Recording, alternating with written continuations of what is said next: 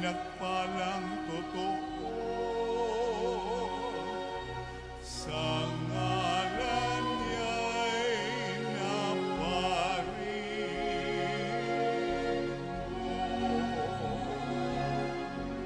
Alleluia,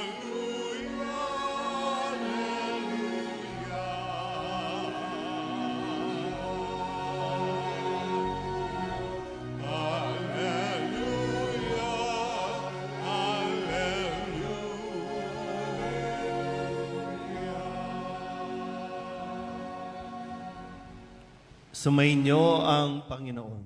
At sumaiyo rin. Ang mabuting balita ng Panginoon ayon kay San Mateo. Papuri sa iyo, Panginoon. Noong panahong iyon, sinabi ni Jesus sa kanyang mga alagad, "Mag-ingat kayo sapagkat may mga taong magkakanulo sa inyo sa mga hukuman at hahagupitin nila kayo sa mga sinagoga. Dahil sa akin, ihaharap kayo sa mga gobernador at mga hari at magpapatotoo kayo sa harapan nila at ng mga hintil. Kapag nililitis na kayo, huwag kayong mabalisa tungkol sa sasabihin ninyo o kung paano ninyo sasabihin.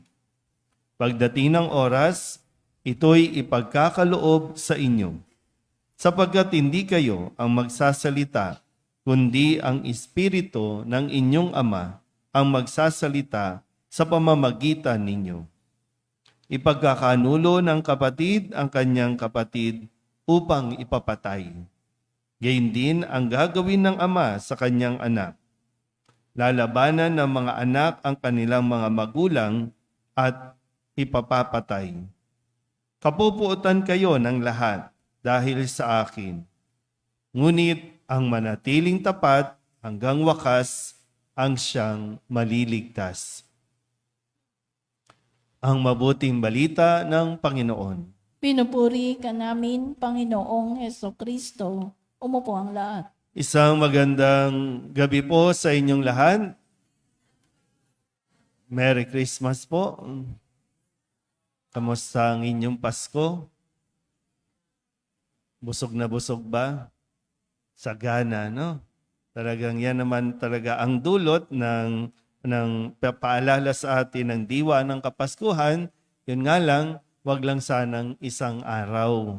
No? Kaya nga, hindi lang tayo pwedeng ngayon lang. Para bang nagpapahinga lang tayo, tapos balik tayo sa mga hindi magagandang ugali. Pag panahon ng Kapaskuhan, sinasabi nga, usong-uso yung giving, sharing, pero hindi pwedeng pang isang araw lang. So ngayon, nagpapatuloy tayo sa tinatawag nating Octave of Christmas. Ikalawang araw pa lang kung tutuusin. Matapos tayong magdiwang, magsaya, magparty, magkainan, no, magbigay ng regalo. Pero ngayon ay sa ikalawang araw at sa pagpapatuloy natin ng pagnonobena sa Mahal na Birhen ng Soledad, ang narinig nating kwento, lalo na ngayong ipinagdiriwang ang kapisahan ni San Esteban. Isang araw makalipas ang pagsilang ni Kristo, ang paggunita ng kanyang kapanganakan, kasunod agad ay ang pagbubuwis ng buhay ni San Esteban. Kung tutuusin, hindi naman niya talaga ibinuwis, kundi siya ay napagtripan, siya ay pinatay dahil sa kanyang paniniwala kay Kristo na siya ang Mesiyas. Para bang, ba't ganun? Biglang kakasilang lang, biglang mayroong patayan. Pero ang pinapaalala sa atin, hindi lang yung kamatayan niya, kundi ang kanya ring pagsilang sa kalangitan.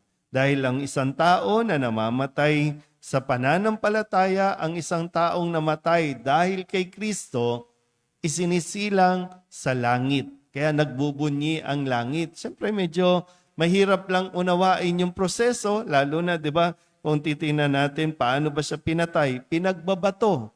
Di ko alam kung ilang beses siyang binato bago sa tuluyang nalagutan ng hininga, at sa kanya rin paghihirap, patuloy pa rin niyang ipinakita ipinamalas ang pananalig niya kay Kristo. Kaya pinarinig pa rin niya, no? Nasabing, nakita ko ang anak ng tao, si Kristo nakaluklok sa kanan ng Ama. Kaya lalong nagpantig yung tenga ng mga saserdote, yung mga nandito, kung kaya talagang pinanggigilan nila at hindi tinigilan hanggat hindi nalalagutan ng hininga si Esteban. Na magandang paalala din sa atin na hindi ko alam kung matapos o kahapon pumila kayo para halikan yung sanggol na si Jesus. Pero alam niyo ba kung anong kaakibat? Kasi 'di ba ang panyaya sa atin, pumunta tayo sa Belen, tunghayan natin ang sanggol na isinilang sa Belen at ibigay natin ang pagsamba. Pag sinabing sinasamba natin at talagang nararapat lamang na sambahin ang Diyos, ibig sabihin, isinusurrender din natin ang ating mga sarili. So baka naman humalik lang tayo para magpa-picture, para may maipost lang. Eh yun na nga lang, pag nagpo-post ka, kapag binabash yung post mo, agad-agad ka rin namang nagagalit, agad-agad ka rin namang nagre-react. Yun pa lang yun. Paano na kung mangyari yung sinabi ni Kristo sa ating ebanghelyo na pagkakanulo, papatayin, mismong kapatid, mismong kapamilya, sisiraan ka, baka doon pa lang bumitaw na tayo na walang Jesus, walang baby Jesus. Talagang laban kung laban. Naiintindihan ba? Hanggang saan ba? Kasi si San Esteban, hanggang kamatayan. Mahirap yon. Pero hindi siya lumaban, hindi siya nakipagpalitan, nakipagdebate, hindi siya nakipagtalo. Tinanggap niya yung hatol kasi hindi siya natakot. Dahil sabi nga, ang mananatiling tapat, sabi ni Kristo, hanggang wakas, yun yung maliligtas. Kaya nga sa ating pananampalataya, di ba, hindi natin kinatatakutan dapat ang kamatayan. Lalo na kung ang kamatayan natin ay dahil sa ating pananampalataya. So hanggang saan, sa tingin ninyo, ang kaya mo na sumunod o sundan si Kristo? Sabi nga natin, ang mahal na birhen, yung kinakantang awit ng solidad, di ba? Mula sa sinapupunan hanggang sa kamatayan. Tinanggap na mahal na birhen sa kanyang sinapupunan at sinundan hanggang kamatayan. Kaya ang mahal na birhen naroon sa langit. Kapiling ang kanyang anak na si Jesus. At talaga nagtutulong-tulong. Ang ating Panginoong Hesukristo, ibinigay si San Esteban, ganun din ang mahal na ina para tulungan tayo dahil mahirap naman talaga. At sa hirap, kailangan natin ng kumbaga rest back. Kailangan natin ng susuporta, lalo na kung yung bang pakiramdam mo, gustong-gusto mo nang gumanti. Gustong-gusto mo nang pumatol. Pero ang sabi ng mahal na birhen, tika mang bibig. Kaya nga mahal na birhen, di ba, nananahimik lang. Pag nilayan mo muna, bago mo sabihin, bago ka magbitaw ng salita, bago ka mag-click dyan, pag nilayan mo muna ng mabuti, baka nakalimutan mo na naman kung ano ang mga turo ng ating Panginoong Hesukristo. Na siyang ipinatunayan din ni San Esteban. Nung siya ay binabato na, pinagdasal pa niya ang mga umuusig sa kanya. At ipinagkatiwala, sabi nga, sa iyong mga kamay, pinagkakatiwala ko ang aking espiritu. So yung mga panahon na hinihiling sa atin, ipagpasa Diyos mo na. Dahil hindi naman natin ito, hindi lang natin laban ito. At ang labang ito, ang Diyos din ang magtatanggol sa atin. Tandaan niyo po, ang paghihirap dito sa mundo, walang-wala yan sa ating tatamuhing gantimpala doon sa langit. Unless, no? Gusto nyo ba mapunta sa langit? Pero sasabihin nyo na naman, wag muna ngayon. No? Laging wag muna. Pero gusto mong pumunta sa langit, pero parang minsan laging sa kondisyon natin eh. Pero yung kondisyon naman, minsan kahit sobrang tanda na, wag muna Lord, wag muna Lord.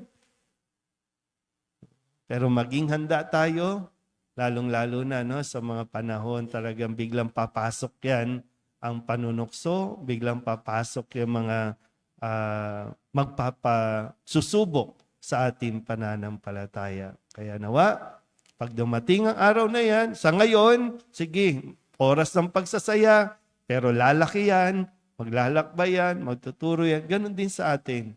No?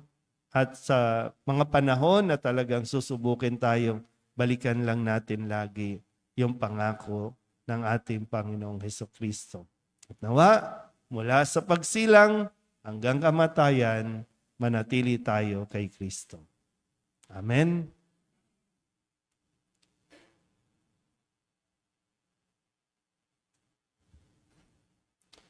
Sa gitna ng panahon ng pagsasaya dahil sa pagsilang ng ating tagapagligtas, ipinaalala sa atin ng simbahan ang krus na inilalarawan ng pag-aalay ni San Esteban ng kanyang sarili.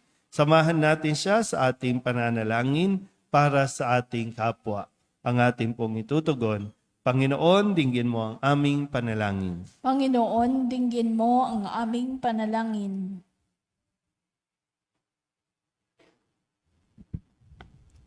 Tulad ni San Esteban, naway maihatid natin ang kagalakan ng pagkatawan-tao ng Diyos kahit sa gitna ng mga pagsubok